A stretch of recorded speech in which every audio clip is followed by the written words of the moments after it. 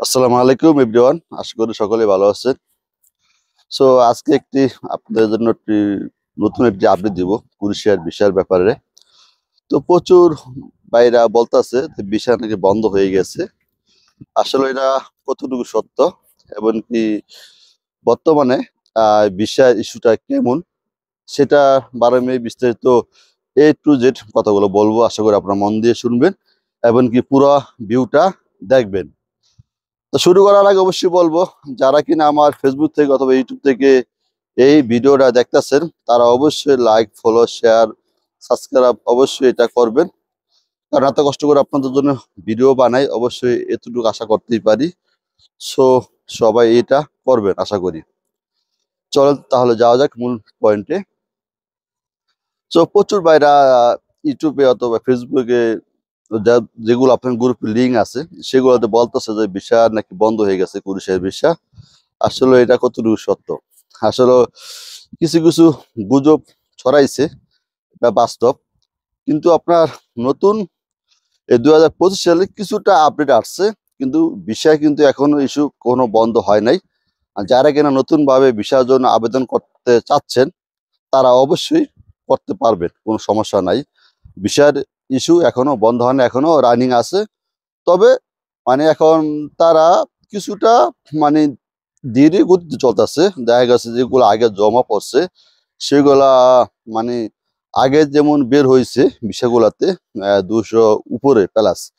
So এখন বর্তমানে solo কাজটা চলতেছে, হয়তো বা এই সামনের সপ্তাহের দিকে অথবা আবারও রানিং হয়ে যাবে ইনশাল্লাহ, আশা করি। তো এটার জন্য আপনারা কোনো টেনশন করবেন না।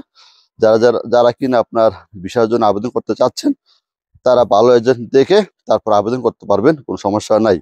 আর এটা কারা কারা গুজব ছড়াইছে এটা সঠিক আমি জানি না, তবে এটা একটা ভুল ধারণা। ঠিক আছে, কারো গুজব না শুনে আপনারা নির্দ্বিধায় এই আবেদনগুলো করতে পারবেন, এমনকি ভিসার জন্য অ্যাপ্লাই করতে পারবেন, কোনো সমস্যা হবে না। ভিসার ইস্যু কমে গেছে, এর কারণটা কি? তো এটার কারণটা হচ্ছে আপনার জাগ্রেবের, যেটা কুরিশিয়া যেটা সিটি, মেন সিটি জাগ্রেব। তো সেখান থেকে আপনার কিন্তু ভিসার ইস্যুটা অনেকটা কমে গেছে। তো কমে যাওয়ার কারণ এর আগেও আমি বলেছিলাম, সেখানে আপনার প্রচুর মানুষ গেছে, ওয়ার্ক পারমিট ভিসাতে গেছে। যাওয়ার পর তারা ওখানে থাকে না, থাকা থেকে তারা অন্য দেশে মুভ করছে। ওই মুভের কারণে দেখা গেছে ভিসার ইস্যুটা অনেকটা কমিয়ে দিচ্ছে তারা। কারণ জাগ্রেবে হচ্ছে আপনার মেন সিটি। তো মেন সিটিতে আপনার প্রচুর মানুষ গেছে, তো হয়তো বা তাদের আর কোনো প্রয়োজন নাই। তো সেখান থেকে আপনার কিছু অংশ কমে গেছে, আর সেখান থেকে আপনার ভিসার ইস্যুটা কমে গেছে। তো যাই হোক, আপনার আদারওয়াইজ আদার যেগুলো ডিস্ট্রিক্ট আছে, বা অথবা মেন সিটি তো একটা না, আরো সিটি আছে।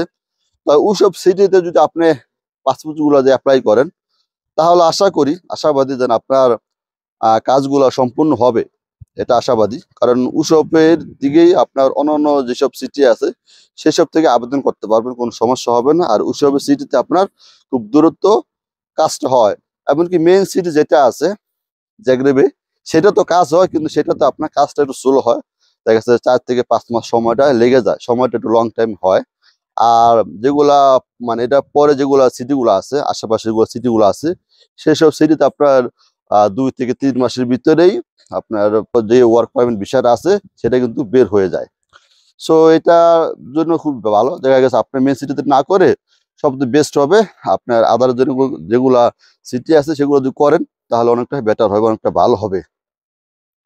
সো তাহলে এই ছিল আমরা আপডেট গুলো। আশা করি আপনারা বুঝতে পারছেন যে ভিসার ইস্যু এখন বন্ধ হয় না, চালু আছে।